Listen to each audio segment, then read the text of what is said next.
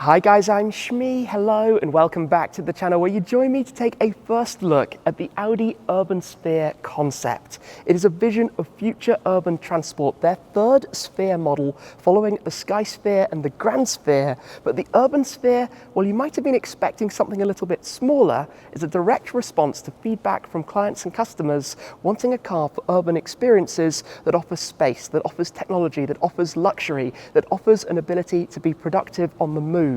We're going to take a full look today at the Urbansphere, go through some of the exterior. It is the largest car that Audi have ever offered, and run through the technology and the interior, as you can see here. For example, the red carpet approach, the seating that moves to make entry even easier, the different materials and what it offers on the inside. So today we'll have a full look then at this, the new Audi Urbansphere. What we're looking at here then with the Audi Urbansphere concept is this vision of future city mobility. And while you might have been expecting a much smaller car, as we tend to see when it comes to the idea of cars to drive around cities, this is a completely different approach for many reasons. You can spot a future looking front end, the grille and the lighting. We'll go through all of that. It is a very large car, as I said. It's 5 meters and 51 centimeters long, 2 meters and 1 centimeter wide in fact. But this is a direct response to customers, hence the introduction at the Beijing Auto Show. Customers looking for a car that can offer them a more comfortable city experience, an experience where they can be productive, where it can incorporate technology, whether that's relaxation through the different programs that it offers, whether that's shopping on the move, whether that's just effortlessly being driven with level 4 autonomous driving. You can see many different design elements of the exterior that we can run through, but I want to come through towards the front before we'll head to the interior to go through all of the details, because around here we have this futuristic look to the front end. You have that traditional, or at least current, single frame style grille, but then you have all of the lighting, all of the displays, everything that it offers. For example, here you have the warnings or indicators using this pattern to offer different designs. The red is a warning. Let's say there's something that you need to pay attention to. You then have the blue. This is acceleration, so you can see it speeding up, giving those around the car an understanding of what it's actually doing within, before you then have the charging display, the green. So for example, if you're sitting in a cafe nearby, you can see the charging status, you can see what the car's doing, that feeling of almost that it's living and that something's happening with it, and that will give you an indication as it goes through the different graphics. And of course, all of this can be programmed, can be changed, but it uses the light patterns to almost continue and complete that full surrounding grille. You have the welcome or leaving home displays as well, and these very slender headlights up top with the graphics, as you can see, that either tuck away when the car puts itself to sleep or will illuminate again to wake everything back up, giving you that feeling and that drama and that kind of excitement out of it that we've seen in many Audi models of recent times, the way they wake up and come through different sequences. As we come around, the car has 24-inch wheels. Perhaps that's one of the reasons it might look a little smaller than it does otherwise, but based around 2 electric motors, 295 kilowatts, 690 newton meters of torque, so ample power, obviously despite the size and weight. And we come round towards the tail lights, similarly illuminated, the 4 Audi rings in the centre, and obviously the brake lights, but again giving you those warning indicators, different interaction through this grid panel. So if you're hard on the brakes, it can flash, for example, it can blink, it can show different things, it can show the car behind that you're now accelerating, whether you might want them to know that that's what's going on or not. And then equally the charging process. Sitting beneath that is quite a sporty looking lower diffuser. Obviously this car in a subtle colour scheme, a discreet but effortless way, no doubt, to travel around with level 4 autonomous driving. So I think we should head to the interior. As you might notice, there is a fairly long wheelbase, 3 meters 40 centimeters, and that is all about maximizing the available space inside, with the doors giving you that whole effect as they open in front, the side step opening and coming out, the seat rotating for entry to the car. You have this light effect on the floor, obviously giving you that feeling of entry into it. And then look inside here, and we're going to go through some of the controls. For example, the gesture controls you have for the panels on the doors, the different screens and the health programs and relaxation that they offer, the various things that can move and are all automatically controlled inside. Up front here, you have this wraparound style wooden dashboard with the projected images, no steering wheel because that tucks away underneath, level 4 autonomous driving parking means that the car can take itself to parking in a safe position, and then should you need to take over the driving or to leave an area that is assisted with different controls and sensors, you can manually, or automatically I should say, electronically unfold your steering wheel and then take over for the drive, for the experience. But particularly for customers in China, it's about the offering of luxury in the rear, sitting in that second row of seating. You'll notice here there are some additional seats behind for children, let's say, in the back, or for additional luggage, whatever it might be. But this is all about having a lot of leg space, a lot of room, a lot of comfort. So I'm going to take a step in. The seat, as you saw, folds around 15 degrees to just make it even more of an entry feeling as you go to stepping into the car, up onto the side step, and notice the different materials as well, the carpets, the wools and the woods that you can see around. And then sat in the seat, it actually rotates itself to sit back to being in the straight position and moving backwards as well to give me, well, even more legroom up in front. In fact, plenty of space. So you can see on the seats you have these screens in front. They actually have sensors that can detect where my eyes are looking, so it will change between the different modes or apps, let's say, and there are millions of different apps that can be offered depending where your vision and gaze is looking. You've got a lot of glass around, up over the roof, all of the glass house that makes you feel like it's very open, but you still have the opportunity to be cocooned within the car should you wish. Now, one thing that's particularly fun are these controls. The way this works, you can press it to go through different modes, for example, the temperature control, but you can also interact with that through the use of gestures. Now, one thing when we're in the main screen in front of us, when you're looking, let's say if I'm looking to the left off at health, is you've got the panels here on the touchwood where you can then select the modes.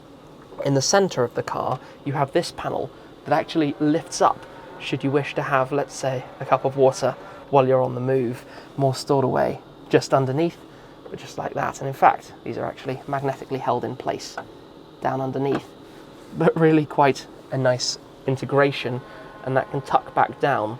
In the seats, you have these headrest pieces which can actually move around if, let's say, you want to be shielded from view from your passenger, or they can actually go completely the other way as well if you want to be shielded from view from the outside, from the street. So the headrest piece could wrap all the way around towards the other side of you, offering that feeling of being cocooned. Plus, it can relax back. You can go into a more relaxed seating position and everything can sit back down, all happening seamlessly while I'm here inside the Urbansphere looking around me. So for example, I mentioned this, the gesture control that we have here.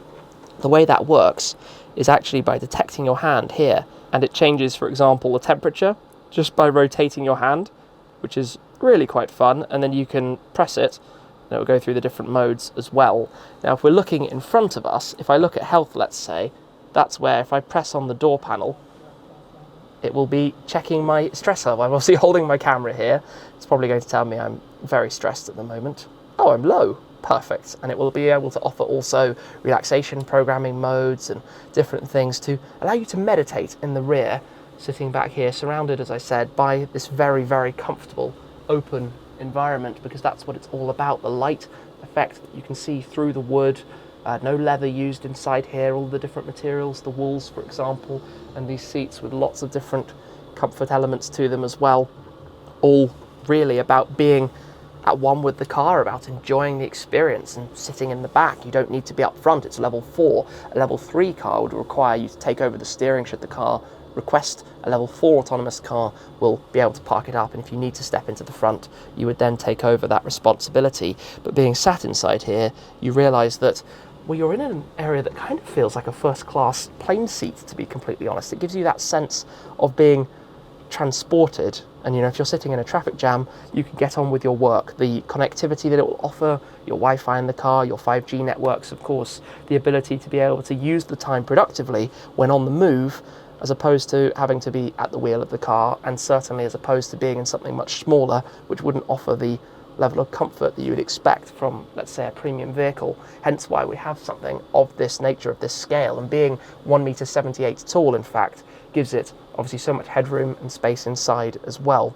Well, let's pop open the door and step back out of the car in just a moment. Just like that. Door opens back up, side step comes out, and we can exit from the Urbansphere.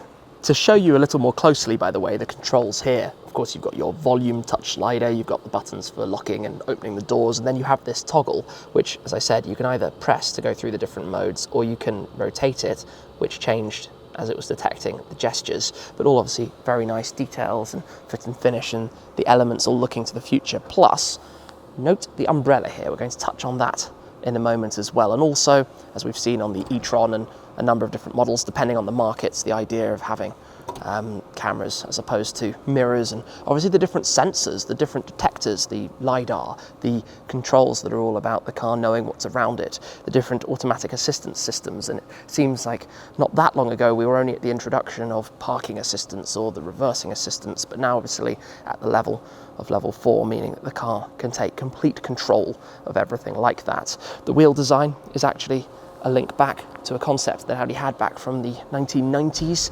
also giving that dual tone finish, and just the, I suppose, modernization even from the current level of the front grille, introducing these different elements and bringing it around to enable that to showcase so many different elements of the driving and what you're up to in terms of obviously the visual impression, the eyes of the car, almost the face of the car, and what it's telling you as you drive. Talking umbrellas then, this is the aforementioned umbrella that can be stowed away in the door. It is finished very much in the same theme and style of the car itself, but when you open it, have a look at this.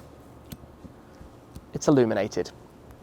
Perfect for taking a selfie under the light, perfect obviously for use, as we often see out in Asian markets, for example, and hence why this has been introduced as an option that can go with the Urbansphere.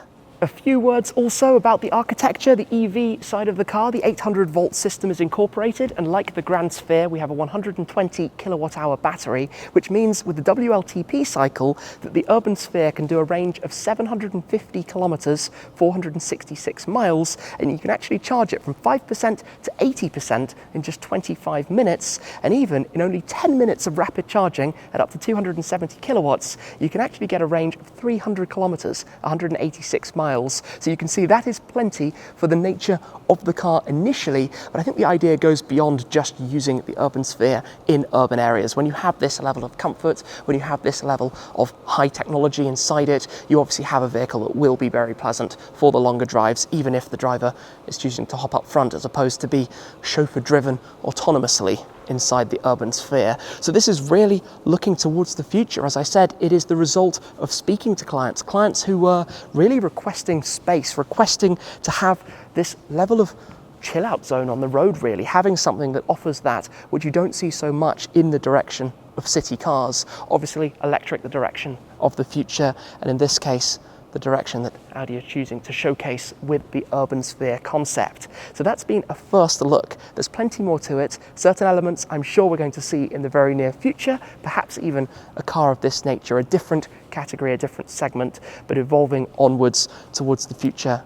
in that space in the market, the direction from SUVs, from luxury cars perhaps, and a new style or test for Audi to show at the Beijing Auto Show 2022.